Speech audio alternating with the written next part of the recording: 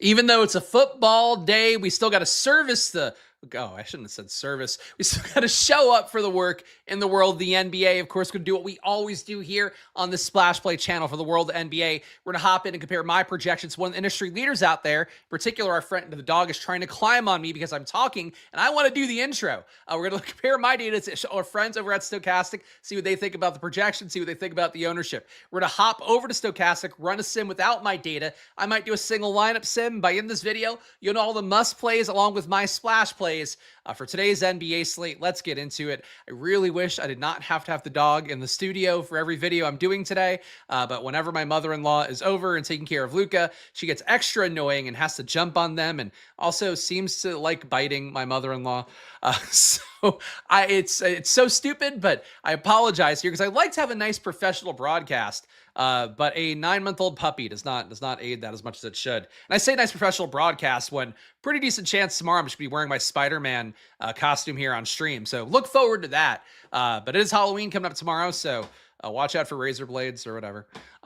Your top projected plays today. So great transitions as always here on the channel. Giannis, looking good so far, 2 fantasy points a minute, though that is down from where we were the last time we had him on a slate. Really started slow in that game versus the Knicks. I think had like 8 fantasy points through the first quarter and a half, something like that.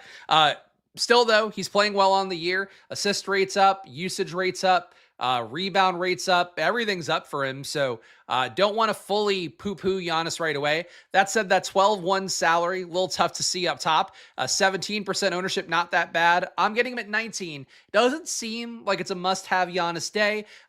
Golden State, a team that can be annoying defensively. 112.2 defense efficiency rating, pretty much league average, but they play up to the competition. Sometimes do a good job swarming a very obvious offense like this Milwaukee one where everything is flowing through Giannis right now. For Golden State, I don't think they're a team I'm afraid of defensively. It's not a super high total for Milwaukee, and Giannis is incredibly expensive. So happy to be with the field on Giannis, even a little bit above it. I don't think you want to go locky in Giannis today relative to projection. And also just the fact the field's not playing him that much. Chalk becomes chalk because those are good plays. Shout out for the nice chats here. Appreciate seeing this from Tim. Good information the last couple days. Thanks. I appreciate that. Of course, we're only a week and change into the NBA season, but I'm here every Monday to Friday at 2 p.m. So do show some love if you can. Hit the like button, subscribe, all of that. And best DFS content on the tube. Thank you for that as well. I appreciate you guys being nice here as always. It's always tough on Thursdays because I know the NBA play is much lower, but it's honestly those days when there is the Thursday, Monday slates. Sunday, I know I don't actually play NBA ever on Sundays, but I have heard from people that have finished better in NBA on Sundays. You probably have a little bit of an edge playing NBA on days where people's attention's divided towards the NFL a little bit more. Victor Wembanyama, my number 2 projected guy here, and much is the case for Giannis, I'm a little bit lower than Stokastic, but not so much so that it really should matter much for how much I get these guys. Wembanyama playing well as well to start the year, and like we talked about with Giannis, just a guy that's due for a little bit of regression on how he's performed. Wemby is now also under 2 fantasy points a minute. You just can't maintain, unless you are a special player that we've not seen in the NBA yet, you can't maintain over 2 fantasy points a minute. Kitty, can you go to your bed? Can we stop doing this over and over again? Bed, go to your bed. Stop wagging at me. Go to your bed. Motherfucker. I fucking hate it, guys. I really wish my wife would take the dog, and instead she just stares at me and she wants to jump on me, and I don't wish for it to happen right now. For Wemby, the blocks have been great, obviously. But when the blocks aren't there, he's not hitting the absolute ceiling that you need. Usage is good. Rebound rate's good. Kitty, you are not sitting next to me. Go to your bed. Thank you. I think Giannis at this point, Wemby at this point, 2 guys that are playing incredibly well. There we go. She's going to her bed, guys. We did it. Fucking, I'm gonna have to have the shock collar like that. No, I would not do that. It's a joke. It's a joke. We don't shock dogs. But for these 2 guys with Giannis and Wemby, if she keeps pushing me, for these 2 guys with Giannis and Wemby, think they are strong plays up top, but they are guys also that are just trying to, I think, keep at a level right now that's unsustainable. And that doesn't mean that they're not 2 of the best players in the NBA. Obviously, for Giannis, a top fantasy performer. But when my frame of reference is Nikola Jokic, he was a guy where you take Jamal Murray off the court, you take Aaron Gordon off the court, you take like all the good parts of the Nuggets off the court. He averages about 1.8, 1.9 fantasy points a minute. These guys can't maintain 2+. unless they're doing something else otherworldly defensively. And for Wemby, he can do that game to game, but you're not always going to have that every single game. So ownership being above on him by a little bit, up on Giannis a little bit, I think that's cool. The pup adds flavor to the show. I appreciate that. And again, it would be nice if she were like still a small puppy like she was, because then she could sit next to me and it wouldn't be annoying. But now she's like 40 pounds and she just fucking shoves me while I'm trying to click things and do the stream. SGA, our guy in the thumbnail today, mostly because I didn't know he was going to be the most important player in the slate when I made the thumbnail. 28% expected ownership for him. He is the best value, it looks like to me, relative to the 54.1 projection I have him. Of course, it doesn't really matter to be a 5x value at this point in NBA, but with Giannis, but with Wemby here, these guys aren't, pristine value plays. We obviously have gigantic ceilings. SGA projects slightly better. That said, for SGA, you are getting Isaiah Joe back in. That's another body that just takes away some minutes. Not necessarily from SGA, but takes away possessions, takes away shots. That's stuff that never helps out a projection that much. AJ Mitchell in the spot as well. Another guy that I think projects really well again. A little spooky to have him at a high number, given the fact that Alex Caruso coming in does seem to inhibit the upside. But at this point for the Thunder, you just don't have Chet out there. Still no Jalen Williams at this point. Everybody's going to look a little bit better as a result. And also the fact that I would say for SGA, the fact that, we know the ceiling is so high, like he can go in any spot. But, I think the usage in a spot versus Washington, where they are a gigantic favorite, you're talking about them being a 15-point favorite at home. I don't know this is a spot where SGA hits the ceiling in a real way. The field's there on the most out of all the pay-up options. I would be happy to get Giannis, happy to get Wembanyama. I think SGA I'm normally happy to get, but having him the least out of that group, or having him relative to the field the least out of that group, I'm cool with it today. No issue if you love SGA, but I think you need Washington to be competitive. I would start thinking about playing maybe a Keyshawn George and Alex Sarr. Play something that kind of forces SGA to be in for 4 quarters, because I'm not sure that he will based on the spread, and that's how I feel about that. Shout Heel Push, you just joined the channel. Great name. Always a fan of a pro wrestling name. The data is good when you almost cash, even with AD in the lineup. You had the leg injury for AD, not great, especially if you're trying to pivot off of Jokic yesterday. But yeah, honestly, it's one of those slates where I felt like my data was playing pretty well, but I just didn't have enough ceiling to make a real run at anything. And I think that's just NBA now. Like, there's always going to be somebody where, and especially in the large field tournaments, the biggest tournaments, and on a day where the $5 tournament's got 100K up top and like 90K entries, somebody's just going to have the nuts or pretty close to it. So you got to really be mindful, I think, of sprinkling more of the low owned plays that have gigantic ceilings. I just still like to play my projections. I think that makes me unique enough, but I've been finding myself just like feeling a little more boxed out lately because I just don't have exposure to the Alex Sarr, to the Markkanen on those slates. So that's NBA. We have to adjust my lineups now. Franz Wagner's all of a sudden questionable. Welcome to the NBA. You shouldn't ever have your lineups done, I think, in NBA at 2 p.m. anyway. Even on an NFL day, I know the temptations to try to get it done early. There's too many moving parts in NBA. All it takes is one starter, starting Westbrook the other day. Not so good yesterday's chalk. That was a big part of what inhibited me from having a better ceiling yesterday too. But I think in general, like, don't lock stuff in this early. If you can, it's just never going to be good for you. Franz being out, though, it's a downgrade to questionable. I don't know if he'll be out. It's still a thing where I think it's probably a true 50-50 whether he would go or not. But that said, for him, if he's out, opens up a lot more for Banchero, opens up a lot more for Desmond Bane, and everybody else will look better. You already have Anthony Black looking decent because of Jalen Suggs being out. Franz probably the biggest injury that we know of right now that we're watching out for. LaMelo Ball, 15% ownership for me in my top 150. Fields at 13. He's playing well to start the year, and small sample size stuff. Him without Brandon Miller just this year, he's averaged 1.8 fantasy points per minute. With how LaMelo plays, rebounding, assisting, chucking up a lot of threes, that might be sustainable for him if he takes a real leap. I don't want to be out on LaMelo today. The fact that I'm getting him above the field naturally, I think, is good. But these other guys we've talked about really a bunch this week. If you just use the 2025 rates for him, LaMelo right now is playing at a level that he has not before. Straight up, he's averaging 1.63 fantasy points a minute, including all of his court time for the year. Assisting at a really good clip, has 32% usage. LaMelo in a spot versus an Orlando defense that's seemingly not playing as well to start the year, and a game as well with a 240 implied total, or a 240 combined total here. It's a lot of potential production here for LaMelo at home, so I like him a good amount. Frankly, if you really made me choose, wouldn't be opposed to going LaMelo more than SGA. SGA, I just think there's like a very specific way that he hits, which is probably you would want some Wizards on the way back. For LaMelo, I think he could just fit in lineups a little bit more easily, and I think he's got pretty good floor, and I like the fact that he's so low owned at 13% expected. Paolo Banchero, 26% ownership expected right now with Franz Wagner in the data set. If he were to come out, it'll look a lot better for him. I'm above the field right now on Banchero. If Franz is out, I think I'll be way above the field on Banchero. Let's look up the Admore funds, the NBA Wowie for the Magic real fast, because we can get a read here. Court time with no Suggs, no Franz. I mean, we could take off Caldwell Pope too, I guess. I don't think we need to, but why not? He's not on the team. All right, so overall, court time without all these guys, and we're pretty close to the 1,000 possessions of having a predictable rate. And there's a few guys here that are not on the team anymore, but it doesn't matter. It doesn't have to be like a totally perfect science. Your highest usage guy, Banchero, 44% usage, a 27% assist rate, 12% rebound rate, 1.4 fantasy points a minute. So Banchero, you'd expect to be your biggest winner immediately. Anthony Black's at a 49% assist. Actually, that's true shooting. Never mind. So, misreading the stats because it's not the same one as I usually have on my laptop. I don't know why that would be. Why it's in a different order here. Either way, though, a lot of opportunity to go around if you do get Franz Wagner out. Banchero probably plays closer to like a super elite level, though, more than anybody else would be expected to.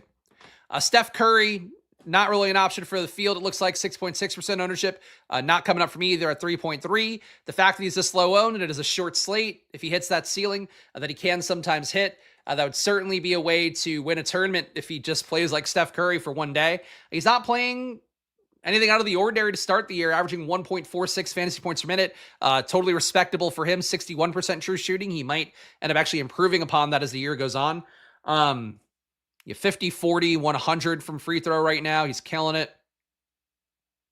Kuminga's usage rising is not great for him, but it's not affected him so far. Steph, the projection's not there, but at that low ownership and a competitive game, versus Milwaukee's defense certainly no great shakes like it used to be. Not that it was with Lillard last year either, but at this point, Ryan Rollins, it's probably a lateral move from Lillard at the least. It's not a good defense that could stop Steph Curry, I would think, functionally. Franz Wagner right now projects for a lot of ownership, 49% for me, 27% for the field. He looks like a really strong play today. The total, as I mentioned, versus Charlotte, I think it's your second highest on the slate. No, I think it's actually the highest. You 239.5, highest on the slate. All the other games closer to 230. So that's a big reason why. The Magic coming up better, in addition to the fact that they're missing Suggs and might miss Franz. With Franz in, they project well. With Franz out, they would project pretty much every lineup kind of plays. Bam Adebayo only getting 6% here, Fields at 22. For Bam, Miami obviously did not come through, or he didn't come through as chalk. Miami did come through in a major way as chalk with Jaime Jaquez on the last time that they played. Bam, though, not really taking a big enough jump up in terms of the rates. He's playing at a 1.1 fantasy point per minute pace this year. For comparison, Jaquez has been at 1.2. Khalil Ware, actually a decimal point higher at 1.12. Not that matters. Bam can play better. To start the year, though, I was really disappointed in the Bam chalk the other day. Not a reason that I would not play him today, but he doesn't project well. He failed his chalk. He's going to project for about 22% ownership today. It doesn't seem like the spot for me going against Wemby. Maybe that makes it more interesting for a tournament. Miles Bridges coming up 16%, gains a little bit with Brandon Miller not on the court, but not enough to feel great about. You have more guys getting shots up in the rotation than you have historically for Charlotte when you've had a guy like Miller out. Konka Nipples taking usage away. Colin Sexton is also taking a lot of usage and assist upside away. He's got a 23% usage rate and a 26% assist rate, so he's killing about almost 50% of the possessions when he's on the court. That decreases Bridges' upside a little bit. I think for Bridges, you'd feel good about playing him on a slate where you got no LaMelo. But with Charlotte just having more shooters now than they used to have, I think Bridges not a guy that I'm dying to get a ton of. Sometimes last year, he was a really good low-owned play for us on the show. Jimmy Butler, 11% ownership, Fields at 15. Not a guy I'm factoring in too much today. Projection is what it is. Getting Moody back in, another guy in the wing that can maybe take a minute or two away. Not that should matter much for Jimmy Butler. Desmond Bane looking good as it is with Franz Wagner in. He, much like Banchero, will look a lot better if Franz Wagner is out. 29% ownership for me in Bane right now. Fields at 25. He has not been playing super well to start here. Only 0.91 fantasy points per minute. Shooting a little bit under average as well at 57% true shooting only. 27% from three. He'll start to shoot better from three. He's probably more around a high 30s guy based on what he did in Memphis. Yeah, he's been running the coldest out of all the Magic, so I'd expect him at some point to run better. But obviously, if you get Franz Wagner out, it'll be a lot easier for him to kind of make the improvements he needs to and get the usage that he needs to actually start hitting some shots. All right, let's sort by value here. I appreciate all you guys who are watching live. Again, hit that like button if you can. You guys have been showing up in a huge way for that. But again, the support goes a long way for me here. I'm just one dude showing you my gambling and every day trying to fight the YouTube algorithm. Even on yesterday, which Wednesday last week, I got so many fucking views. Yesterday, YouTube was like, no, I'm not going to show you to as many people. I don't know why that happens. It doesn't happen, but please keep hitting that like button. Please subscribing here. And make sure if you want to get access to my data, guys like Heel Push gave me the kind chat before.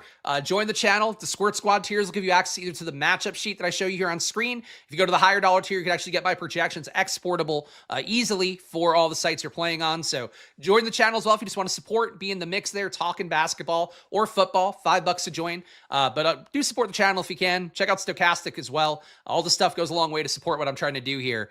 So do that. Click, click, click, click, click, click. Spend, spend, spend. Yay! That's how it goes. Dylan Harper. I am floored by the projection I have for him. He and AJ Mitchell, the two guys where I feel very vulnerable about. That said, Dylan Harper is playing well to start the year for sure. In terms of all the stats that I love, good usage at 25%, 27% assist rate for him, rebounding just enough at a 12% rebound rate. Which for comparison, about in range with Stephon Castle, a little bit less than a Keldon Johnson, a little bit less than a Julian Champagny. But for Dylan Harper, he's doing a little bit of everything. And last time the Spurs played, the back half of the back-to-back, he played 27 minutes. Front half of the back-to-back, he played 29. I think it's a good sign for Dylan Harper. The minutes are coming up. I really think the Spurs are fucked when they get Fox back because they're going to kill minutes to some extent for Castle and Harper. And these guys are the two guards that should be playing the most. And I don't think Harper should be playing off the bench either. But he is right now. That's really the main thing that makes me feel not great about seeing 81% ownership. I'm not going to mute it most likely because I just kind of let my projections rock and allow that to be my thing that makes me unique. Put me on a lot of Josh Minot yesterday. You guys saw me chat, made me defend. Actually, the other guy, Josh Frick, made me defend. He went for 40 yesterday. Felt good about the value plays and the plays that I kind of get projected more than the field. Dylan Harper's one of those guys. So I'm living and dying on Dylan Harper Hill today. But if you want to critique him, he's playing pretty well. He's not shooting anything unsustainable, I think, at 56.6% true shooting, 33% from deep. But he's not a big three-point gunner. And Stephon Castle is like always a risk, I think, to pull production away from him in any game. And obviously, if Wemby goes nuts too, that'd be the same thing. If Vassell too, like you got a lot of guys in the Spurs that love to get shots up if they can, but there's a focus right now giving Harper the ball. And like in college, he was like a full, like he was the alpha and omega of the team that he was on.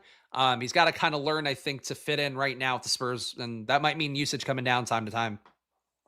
AJ Mitchell here. Again, I don't feel great about this number either. 57% ownership for me in the sim. Fields at 29. For AJ Mitchell, though, the biggest thing is that he is playing incredibly well to start the year. 1.1 fantasy points per minute on a 29% usage rate. Actually, is that right?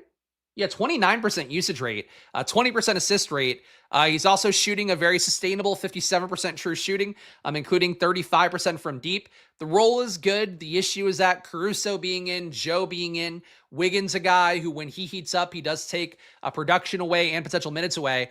The good news is that not having Holmgren, not having Jalen Williams, like there's upside for AJ Mitchell, but like there's upside for a lot of other guys as well who also are due to, I think, keep taking more shots. Like Wiggins is really fucking good, and his usage rate right now is lower than where it's been historically. I think that comes up.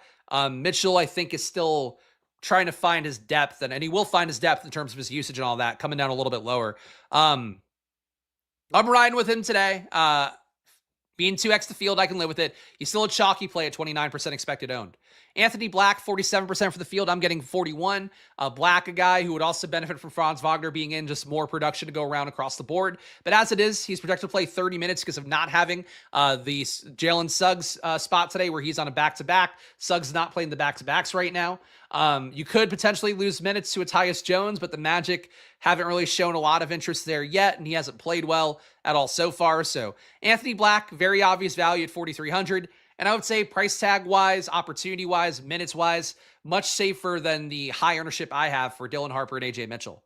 Cole Anthony killing it for the Bucks so far still. The biggest issue he ran into last game is that Ryan Rollins played his ass off, put up 40 fantasy points in that spot. I have Rollins as a 5.1x value today and 27.8 fantasy points. I have Cole Anthony as a 5.9x value and 28.5 fantasy points. But really, the biggest thing is that the point guard role for Milwaukee, just a lot of opportunity there right now. So Cole Anthony's playing well, averaging 1.3 fantasy points a minute on 22% usage and a 48% assist rate. He's even getting a few blocks as he did last game to help out the number. But the big thing is that, like, you need to outplay the other guy, whether you're Rollins or Cole Anthony. Last game, Rollins outplayed Anthony. He got a few more minutes. Don't think you can play the two guys together, like, no matter what. But I think really where it is, ownership looks lower for Rollins again. I don't love being super high on Cole Anthony, even though he's playing really well. It's just like whoever's a lower owned one you probably want to have. And if you had just swapped the Cole Anthony ownership last slate for Ryan Rollins ownership, it would have carried you a lot further. That might be the case again today. Jaime Jaquez crushed last time out. As I mentioned, he's the top fantasy point per minute Magic player right now, or Heat player, excuse me, right now, that's Tyler Hero out. Obviously, that's a big part of the equation. Andrew Wiggins playing down this year, only 0.93 fantasy points a minute. Davion Mitchell playing up this year, but assisting mostly, 0.91 fantasy points a minute for him. Jaime Jaquez, though, 1.2 fantasy points a minute on 21% usage, 21.5% assist rate. He does a little bit of everything. Rates this year actually down a little bit to where he was historically.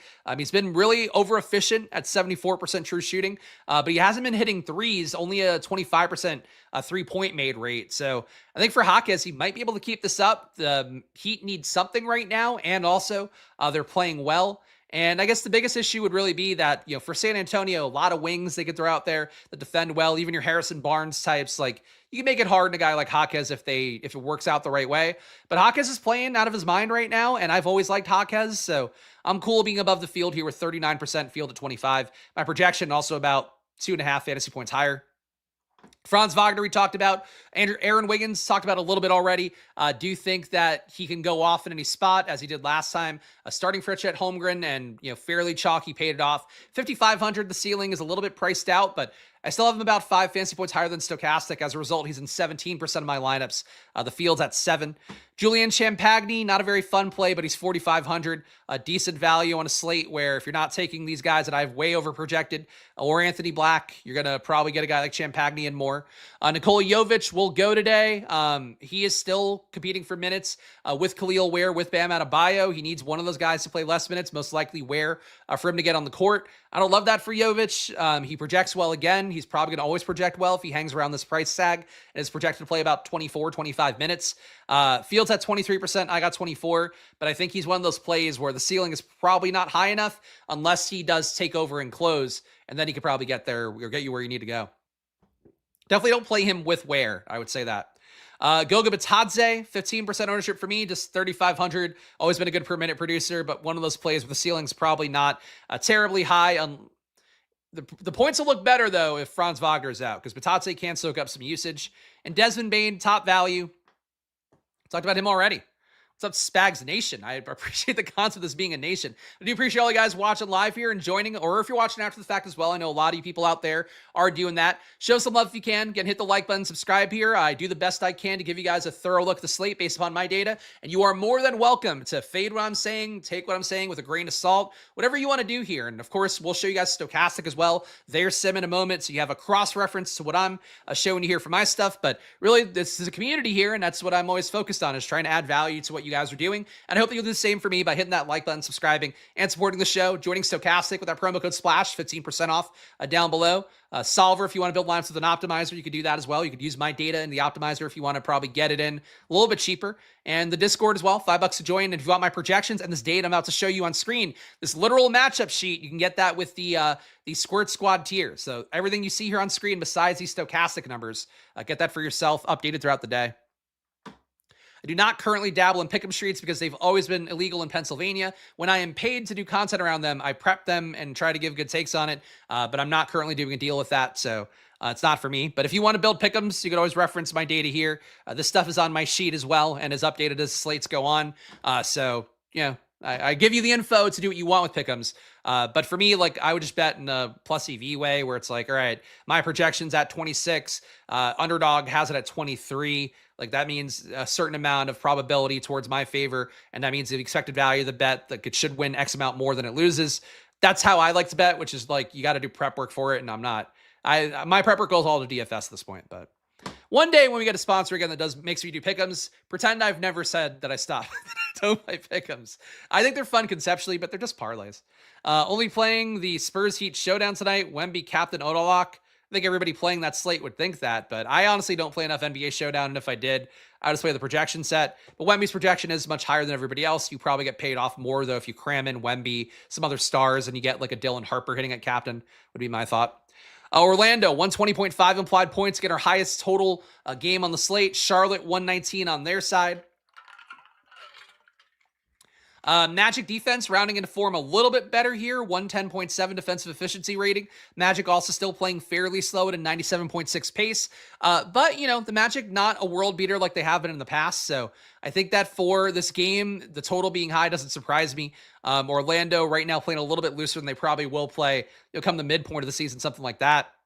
Right now, the Franz Wagner thing is really the big sword of Damocles hanging over the slate. If Wagner is in, he looks like a good play, and I would still play him the same amount here above the field, 49%, if I knew that he were ruled in and healthy and able to go. For me in NBA, you want to play guys just kind of what they're getting. If there's not talk of a minutes restriction for Franz or anything like that, and he's just full go, the ownership's going to be lower than it would be normally. So like Franz in my data, if he plays, I'll play him a lot. If he doesn't play, though, Banchero looked like an even better play. Bane an even better play. Wendell Carter, who mostly sucks, only averaging 0.85 fantasy points a minute, he'll look like a better play. You're just missing a player at that point that takes away a ton of opportunity. Even though this year only a 23% usage rate and a 16% assist rate, like Franz Wagner, historically, we're talking about more like half the possessions when he's on the court. That being gone is just going to free up Banchero and Bane in particular, and everybody else look better in the data. So, won't spend too much time on Orlando right now because of that. If Franz is in, everybody's still a good play. If Franz is out, everybody's a great play, who's not him, basically. Charlotte on their side, again, a decent total here. Matchup versus Orlando. Feels like a nice tournament spot to go to Charlotte with that 119 total they have. And the fact, too, that they're not a favorite, but only a 1.5 point dog for Charlotte against Orlando. It's a pretty big Vegas cosign, I feel like, on Charlotte being productive. And without Brandon Miller as well.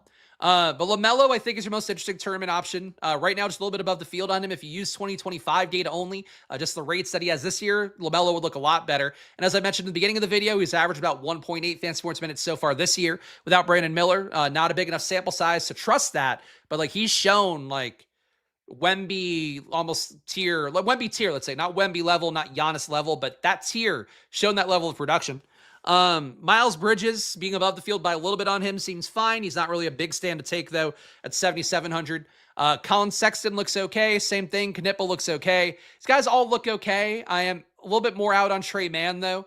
0.77 fantasy points minute this year so far. Feel like he's not necessarily returning into form yet, though at 34% true shooting, he's absolutely going to have better days than that, because that just you wouldn't be in the league at that point. Last game, Trey Mann got himself to 27 minutes. That's also including blowout at the end. Yeah, I don't know.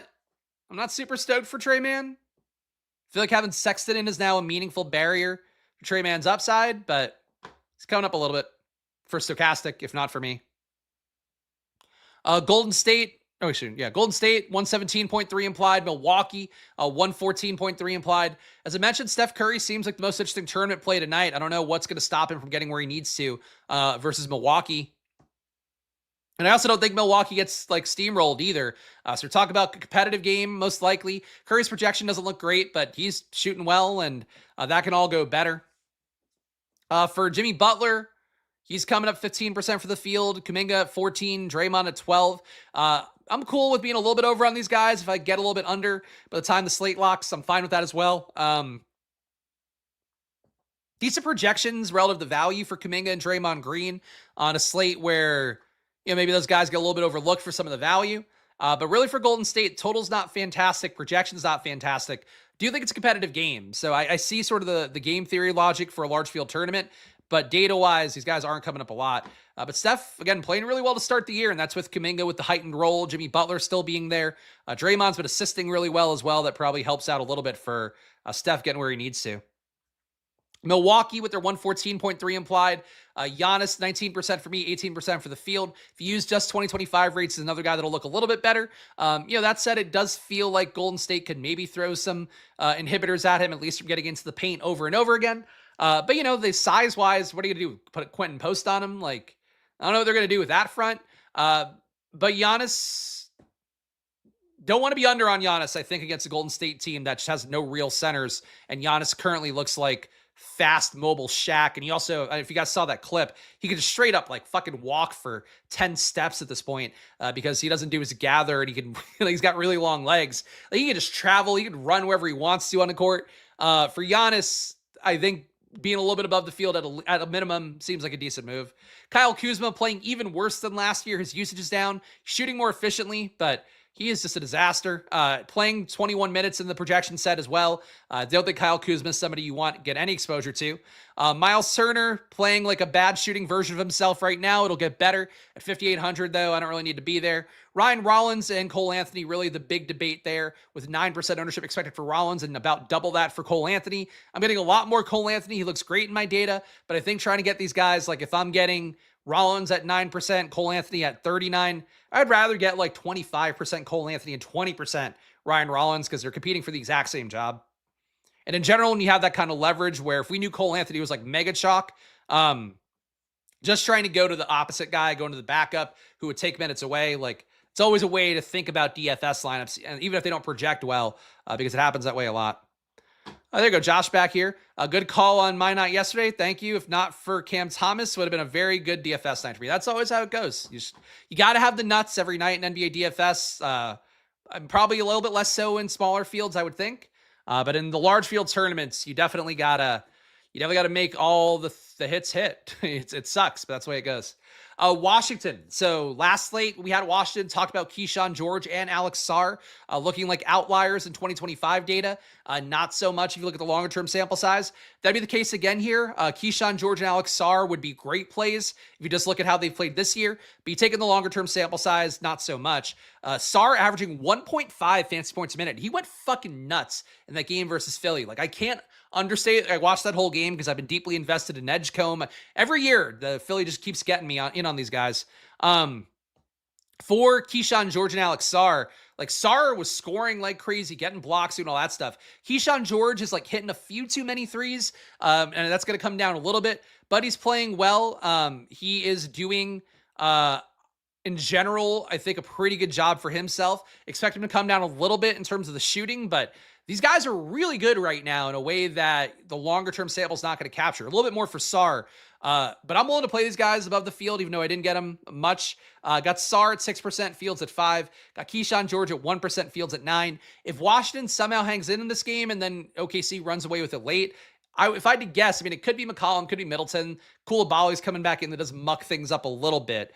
But I think it would flow through Keyshawn George and Alex Sarr. Koulibaly might fuck up the math, though, because he just takes minutes. They have too many dudes that like aren't good. Like Koulibaly, he spikes a little bit sometimes, but Bub Carrington, Koulibaly, I'd rather see what Trey Johnson has. I'd rather see what Keyshawn George has. Honestly, I'd rather not see what McCollum and Middleton have at this point either. Got fourth yesterday in the big contest. Good fucking job. Shout out CT here. Glad to hear that. Playing a good amount of post. Like him to start tonight. He starts, but the minutes are not the most secure. I'm not sure. Where did he get to last game? Started, he played 24 and a half last game. That's a good sign. The issue is like there's so many times, at least there were last year, where he would start the first half, not start the second half. You could definitely run into that today where you get instead Brandon Pajemski starting the second half. That would worry about playing too much post, but if you want to play like some post, I think that's not an unreasonable thing. And can I include pick six? No, because I only show the things I'm gambling on. That's why I don't show FanDuel. If DraftKings would pay me for pick six, I'll do it. But they haven't offered that. So anything, if you guys want me to show you something else on stream, I'm not. Get that company to pay for it, and I'll do it. But unfortunately, that's not the case for me. But anyway, Washington, I think really, if Washington hangs in here, I think it'd be real interesting for tournaments. And again, if you're playing SGA, you kind of want a Washington guy to hit for it to make sense. OKC, 123.5 implied points. Getting Isaiah Joe back in, not great, but you still have Chet Holmgren out along with Jalen Williams. That helps out a little bit. Caruso does narrow the outcomes for AJ Mitchell a little bit more. I didn't love that last game. Mitchell's producing well enough that I'll give him a shot today, even if it's not quite the 57% expected ownership I have right now. Low on SGA, though, only 21% there. Fields at 28. Really low on Hartenstein, who I had projected so well last year, but this year, he's not playing as well, and a lot of the Thunder guys are stepping up more so. I'm not getting Hartenstein the same way in my data, and that really spooks me off of him, because like last year, if you guys recall, I would get Hartenstein on fucking every slate. When he looks this bad and Chet's not in, I think something underlying is not great there, and it could just be the rotation kind of fleshing out a little bit more. But Hartenstein, I'm real low on, and I'm not going to force my way there. Aaron Wiggins above the field on him. If you're getting less AJ Mitchell, getting more Aaron Wiggins, I think it'd be logical. Keyshawn Wallace still in the mix, playing a good 29-minute projection here. He's definitely does more than a Lou Dort out there, who I probably would not pay at his price point. But these guys, there's a lot of opportunity here. Lou Dort playing extra awful to start the year with a 0.5 fantasy points per minute, 40% true shooting. There's probably a case to be made that guys like AJ Mitchell should play a little bit worse. Guys like Dort, Wallace, even Caruso, Jalen Williams, they should all play a little bit better. Because right now on the Thunder, it's like 4 guys that look good. And last year, everybody in the Thunder looked good. Expect that. I sound like a black grandma. That's the first time I've heard that. And I ain't doing that. It'll raise my light bill. Yeah, look, you're allowed to make those choices, whether you are me or if you are a black grandma. 2 people. They're very similar in spirit. Hartenstein's allergic to shooting. Yeah, the usage has been really down for him. You're right. He's not taking the little floaters as much either, which were a big part of his game. And frankly, the assist upside's been lower too. So that could change for sure, but it does seem like he's settling in more to just like a pure rebounding rim protection role, and that's not great for fantasy production, and not great if he's going to be owned by like a third of the field. And Miami here, our last game on the slate, we got 111.8 implied for Miami, 117.8 implied for San Antonio. Bam Adebayo, still a 1.1 fantasy point per minute guy, but that is under where he's been historically, about a 1.2 guy. That might be due. I mean, he's due for a bigger day. I was just really surprised by how not good visually and how bad the results looked for him as chalk the other day. But the field's at 22%. I'm getting 6 for him. Wiggins also playing worse to start the year. Maybe it's just because these other guys are playing better. But 31% ownership for Wiggins. I'm getting 8. And Wiggins was a guy last year I'd get a ton of for the Heat. But I think the other Heat players are playing better than Wiggins. Wiggins' usage down to just 20% to start the year here. Davion Mitchell, always a bit when I do shows with Josh, my pal Josh Engelman, that I think that for Davion Mitchell, he's a guy that's playing better, but still at 5,900. You're paying the price tag for the one monster game he had this year. That said, he's got 36% assist rate. That's the highest on the team by a good margin, besides Myron Gardner, who's not really playing. For Davion Mitchell, he's playing well. He's out there a lot for defense. Definitely a tournament option as really the only Heat player that's not going to be owned. Jaime Jaquez has been playing well as chalk. I'm taking the shot again here, 39% ownership. Fields at 25. Khalil Ware, don't play him alongside Jovic, but he is a guy that's outproducing Bam Adebayo for right now in fantasy points minutes at the very least. Nikola Jovic in play, but again, minutes are not secure for him. And Pele Larson started last game. He crushed off the bench. Some of my best lineups had him at 3K. Was really happy with those results. That said, he's Pele Larson. He doesn't do a whole lot out there normally. So hard to expect that moving forward. And 21% ownership for Pele. That's fine. I got him at 15. Am I Sar over Hartenstein tonight? Yeah, I would be. Though, if I don't juke the rates for Sar, I'm not going to get him a crazy amount. Hartenstein, though, I'm just low on no matter what. So, yeah. San Antonio, because like anything I would do to influence this year's rates more would make Sar look even better and Hartenstein look even worse. And as it is right now, Sar looks pretty good and Hartenstein doesn't look that good to me. But look, the ownership is there for Hartenstein. NBA, just being mindful of the ownership and the projections there. Like Hartenstein, you should trust a little bit more, I think, than I do. Just to represent how data can be biased and things like that. Stokastic's data would not be biased as much. San Antonio, with their total here, 117.8 implied, getting Wemby a little bit above the field, that feels fine. I do think how much Dylan Harper I have, getting a similar amount of Castle would be logical. The issue is that these guys are producing very similarly, and really Harper is out producing Castle so far. 1.11 fantasy points a minute for Harper, 1.06 for Castle. Castle's usage has been higher, but he's also shot fairly well at 59%, true shooting above average. I think that Castle can have a ceiling day here just as much as Harper can, but Harper being 1,600 cheaper, like the minutes are more guaranteed for Castle for sure, but Harper is playing well, and there's a lot more ceiling with how he played in college. I like Harper a lot. I did last slate as well. He might be one of those guys that I think the ceiling might not be quite as high right now, and my projection might be closer to a ceiling projection than like a mid-range one. Devin Vassell, a lot of ownership going to these guys. If Vassell gets hot from 3 or something, he could take usage away. He does love to shoot. He defends well enough that I get why he's on the team, but like really would rather see more offense just flowing through Castle, Harper, and Wemby. Keldon Johnson, same thing. Harrison Barnes, same thing really, though he doesn't shoot a lot. The rest of the Spurs just mostly suck, but you know, the key guys here, very fun, and Vassell I think has a ceiling for sure, but I don't know if I want to pay $6,500 to find out. Let's run a sim on Stokastic without my influence, guys, because you've seen all my data. Now you get a read on what the site that's won people to millions of dollars does without me. So let's check it out. That's very kind by R. Stanley here. You're like a good bourbon. You get better with age. I appreciate that.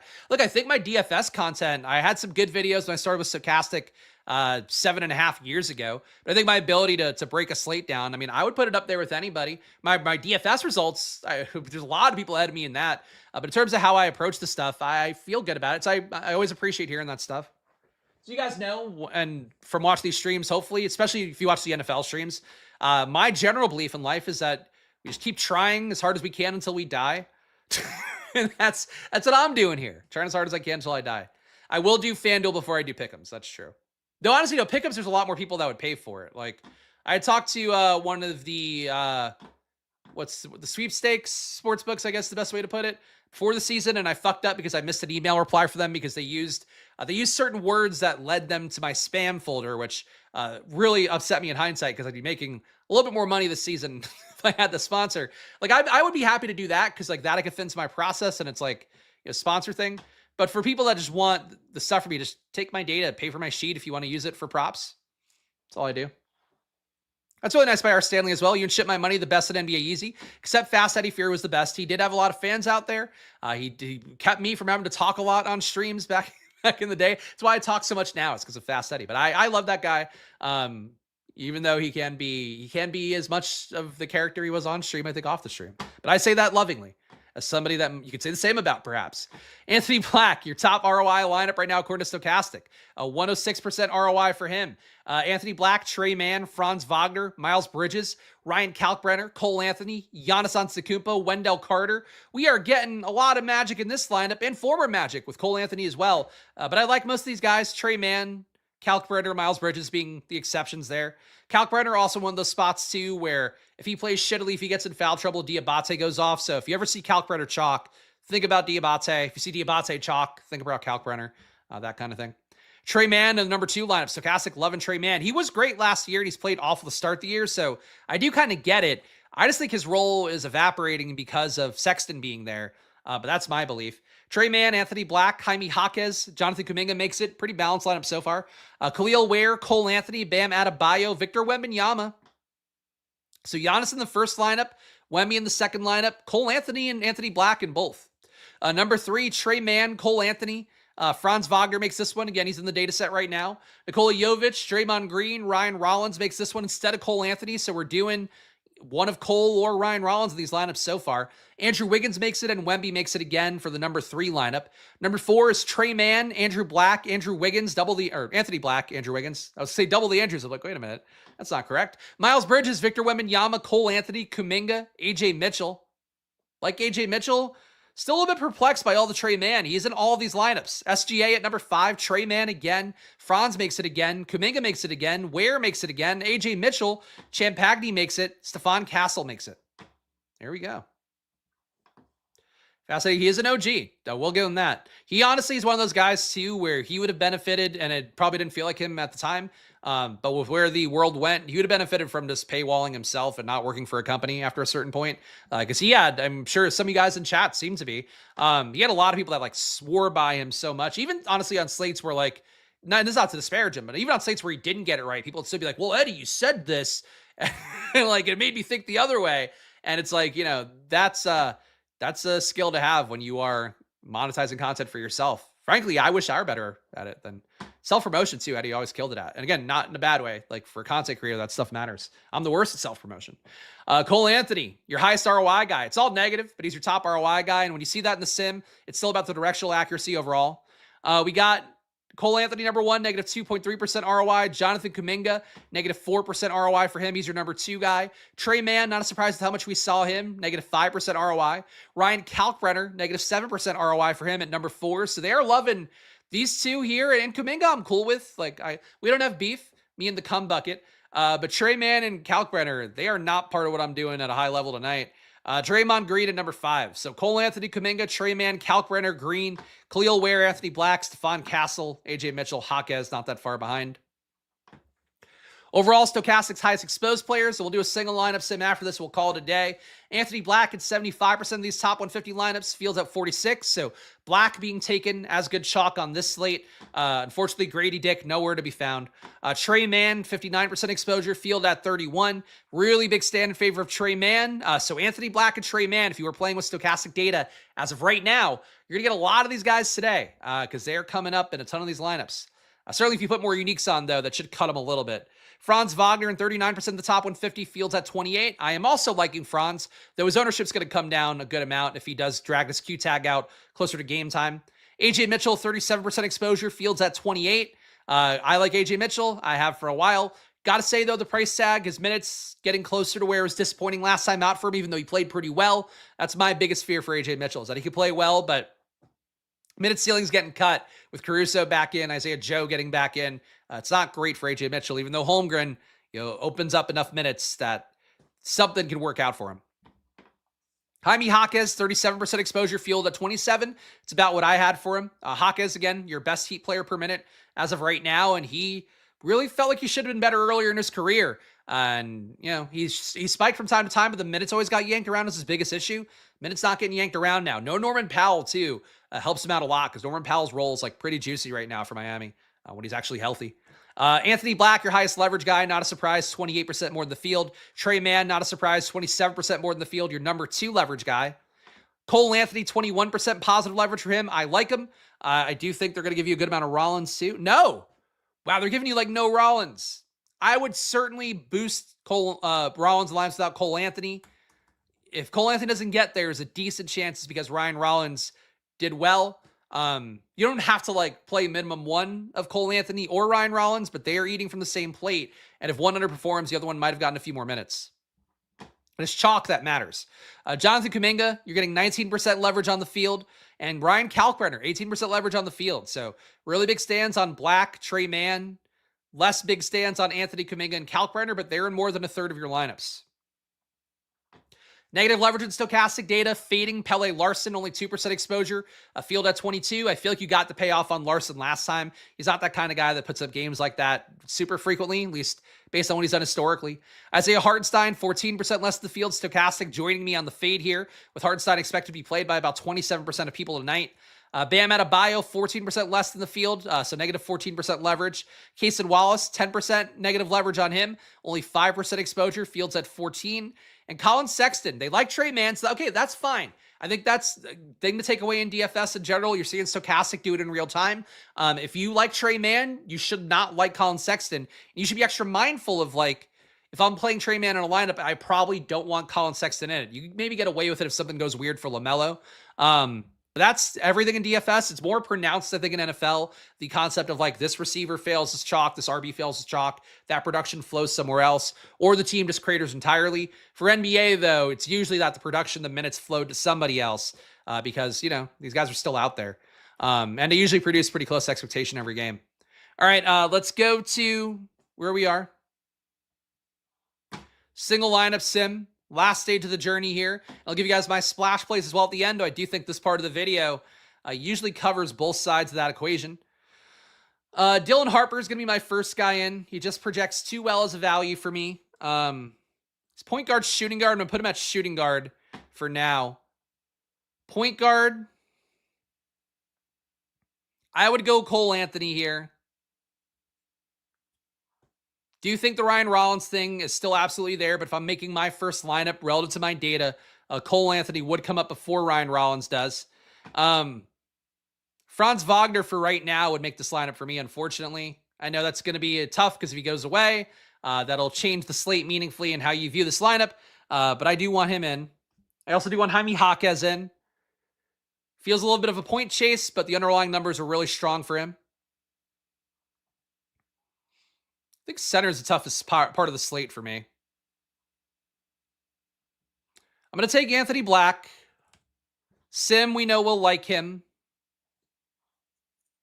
And he does gain minutes for sure from Suggs being out. Do I want to play one more guard? AJ Mitchell projects well enough, and Stokastic doesn't hate him. He is one of my plays, even though it does feel pretty spooky at this point. We got Wemby, Sarr. Sim's not going to like Sarr, but I do think Sarr would be a valid play in a lineup at this point. What would you get if you got Sarr? Sarr, and then we can't afford Giannis. That sucks. If we go to Wemby at center, then at forward we can get, show only affordable. Go, we get Kyle Kuzma, yeehaw. We get Aaron Wiggins, that could work. All right, so we're playing Wemby at center. The team here that we're going to run a sim on, actually let me change the settings to represent the same field settings we just had. We got Cole Anthony, Dylan Harper, Franz Wagner, who is a Q tag, so keep that in mind. Jaime Jaquez, Victor Wembanyama, Anthony Black, Aaron Wiggins, AJ Mitchell. 7% ROI, still a 0.1% win rate. We know it doesn't like Wiggins that much. Let's go Giannis at forward instead. Center, 5,500. Play Wendell Carter here. So 1v1 swap here. Going Wemby to Carter and Aaron Wiggins to Giannis. All right, that's 29% ROI. Anyway, this is like, I think really just playing around with the Giannis, Wendell Carter, even the Franz Wagner spot. It's real fast. Let me take Franz out. Let me take Wendell out. Let me take Giannis out. Put on 5% randomness. Complete the lineup. All right, so it gives me Wemby, Andrew Wiggins, and Kuminga. I don't care. If he's playing, he's playing. It doesn't matter if he's sick. I don't just not play guys for that reason. All right, this lineup, Sim's worse. So, okay, play the one that I played. I win. Stokastic loses. That's the way it goes. But to give you guys my splash plays for the day, which, again, should be pretty obvious based on what you just saw. Before I do that, though, guys, one more ask. Please hit that like button. Please subscribe. It goes a long way for me every day, and I appreciate all of you guys who haven't hit the like button. I feel like our likes to views ratio has to be higher than 99% of views on videos on YouTube, but I'm still showing up here every day. I want to keep climbing here, building this channel up to be as big as my NFL channel, even though I probably should have put them in the same channel in the first place. That's neither here nor there. I'm doing what I'm doing. So please hit the like button. Please subscribe. If you want access to the data, the stuff I showed you here on screen, do join one of the Squirt Squad tiers down below as well. And join Stokastic, 15% off, promo code SPLASH. All their data, all their tools, the cheap stuff, the expensive stuff, it's all 15% off with that promo code SPLASH. So please do use that. And join the Discord as well, $5 to join. And again, if you join the higher dollar tiers, you get access to my data in various ways, including ways you can directly play it on DraftKings, on FanDuel, on Underdog, if you so desire. Splash plays for the day. Dylan Harper, Dylan Harper, Dylan Carter, the porn star, Dylan Harper, sorry. Anthony Black, I think would still be one. He is a very chalky play though. Cole Anthony would be one. Just be mindful, play Ryan Rollins when you're not going his way. Jaquez would be one. AJ Mitchell would be one. Mostly value, guys. Don't really have, again, and I also like all the Magic players. Nothing brave there. And I will say, for me especially, I'm keeping a candle on one more time for Keyshawn, George, and Alex Sarr. Just like they're playing at such a crazy rate this year that I think is one way to get unique on the slate. So I'm going to take a shot with those guys. They're not splash plays because like I think the splash plays to me are the guys I'm just going to get endlessly. I think you should play a good amount of. I will get some of those guys because I think they're really compelling tournament options, much like a Steph Curry is on the slate. But that's it for today, guys. This is my last stream of the day as well. If you want to hear my thoughts on NFL, well, you got two places to check that out. Check out Stokastic, where I did a stream with Lofty this morning, and I only briefly dropped off because of a power outage because it's fucking pouring rain out here. I also did my video on the Splash Play NFL channel at Splash Play Pod, so check out that showdown video too. And I'll be back tomorrow here, a marathon of Spags. 10 a.m. I'm on Stokastic doing a main slate show. 12 p.m. NFL main slate show as well on my Splash Play channel. 1 p.m. premium video, 2 p.m. the NBA video. Pray for me tomorrow on Halloween, and I'm going to be wearing a costume here on stream because why not?